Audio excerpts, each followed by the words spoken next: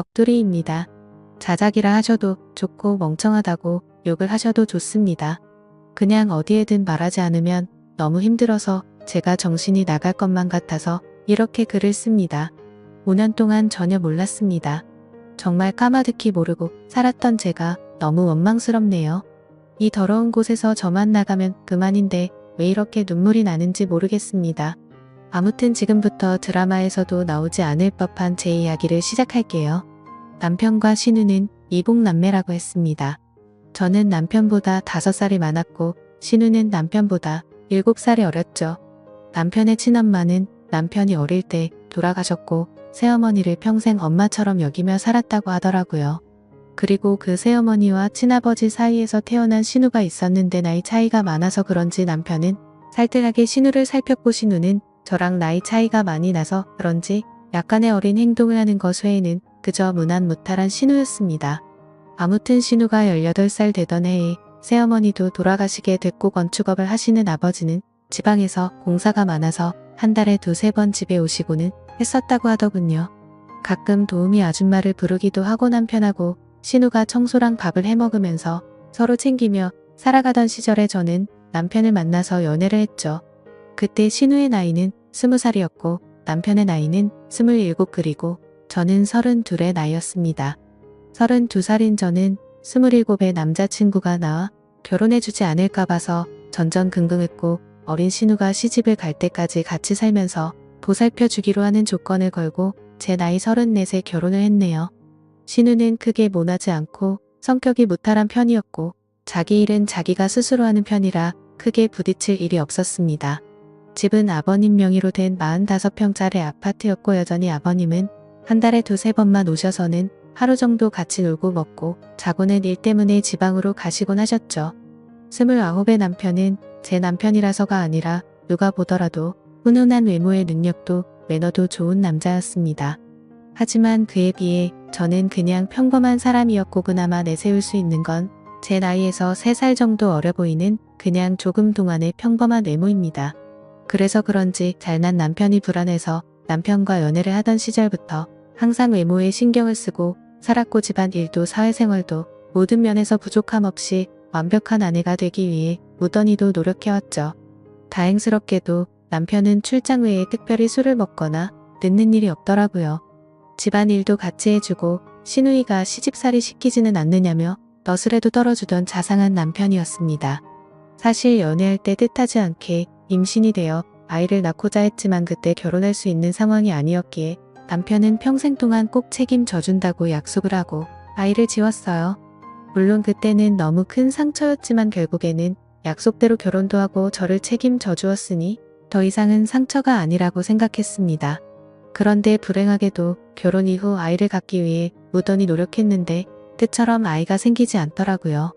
정말 의도치 않았을 때는 한 번에 임신이 되더니 아무리 노력해도 임신이 되질 않더군요. 그리고 아이를 한번 가져봤었기에 당연히 신체적인 문제는 없다고 생각을 했고 불임 검사는 하지 않았습니다. 정말 아이 하나만 내 곁으로 와주면 더 이상 바랄 게 없는 그런 완벽한 결혼 생활이었죠.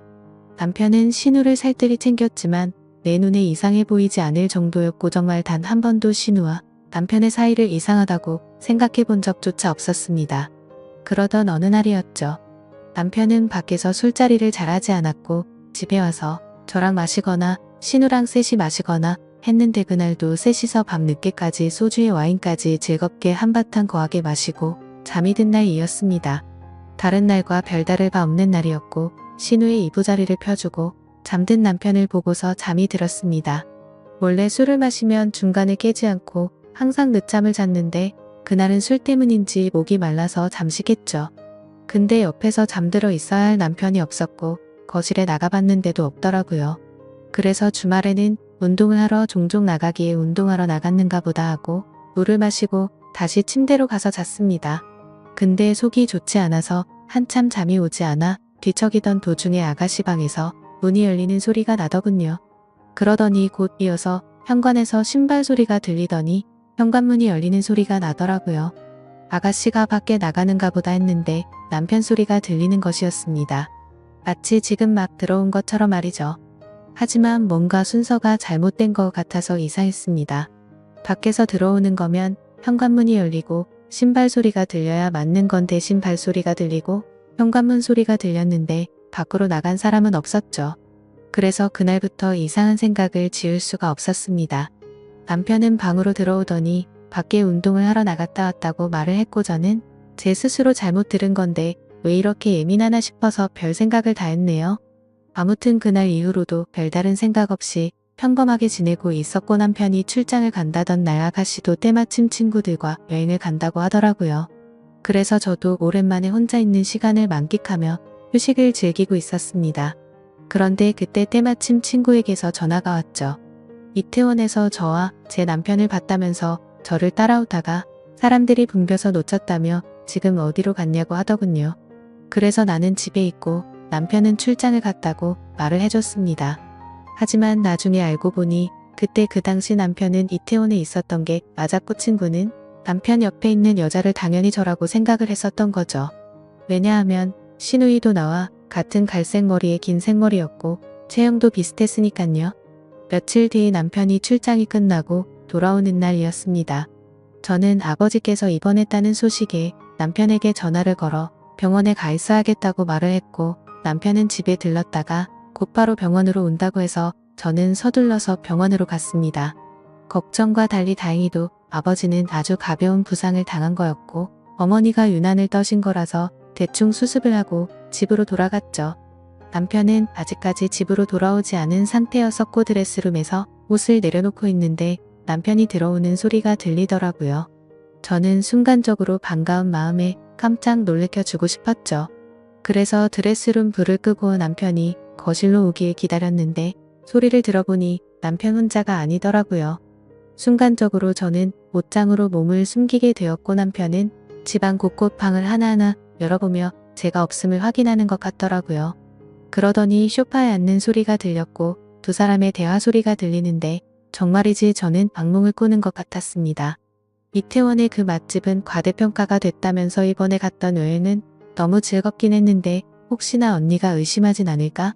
이런 소리가 들리더라고요. 그러자 남편은 그 여자 미련해서 모른다면서 무슨 일 생기면 자신이 다 책임질 테니 걱정 말라고 하더군요. 너무 억울하고 화가 나서 눈물이 났고 도저히 참을 수 없는 분노의 이성의 끈을 놓아버린 저는 문을 열고 거실로 나갔습니다.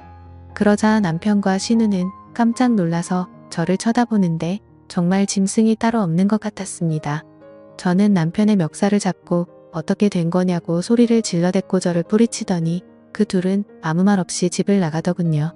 그날 이후로 이틀 동안 그 둘은 돌아오지 않았고 제 연락도 받지를 않았습니다.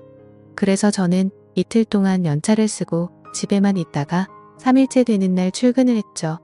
그리고 퇴근하고 집에 돌아와 보니 제가 출근한 건 어찌 알았는지 집에 다녀간 흔적들이 보였습니다. 그렇게 남편을 기다린 지 5일 만에 남편이 집으로 들어와서 얘기를 하자며 들어오더라고요.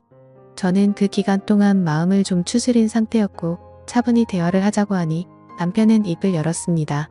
신우는 아무 잘못이 없고 지금 벌어진 모든 일은 다 자기 잘못이라고 하네요. 신우는 사실 새어머니가 데리고 들어온 갓난아이였고 자신 아버지의 피가 섞이지 않았답니다. 새어머니를 받아들이지 못하는 할머니 때문에 애를 낳았다고 아버지가 거짓말을 한 것이었대요. 아무튼 그렇게 새어머니가 돌아가시고 나서 신우는 남편에게 많이 의지를 하게 됐고 집에서나 밖에서나 단둘이 지내는 일이 많아지고 서로 의지하면서 서로 간의 감정이 커져가기 시작했답니다. 그때 서로의 마음을 알게 됐을 때가 신우가 대학생이었고 남편은 군대를 전역했을 때였다고 하더라고요.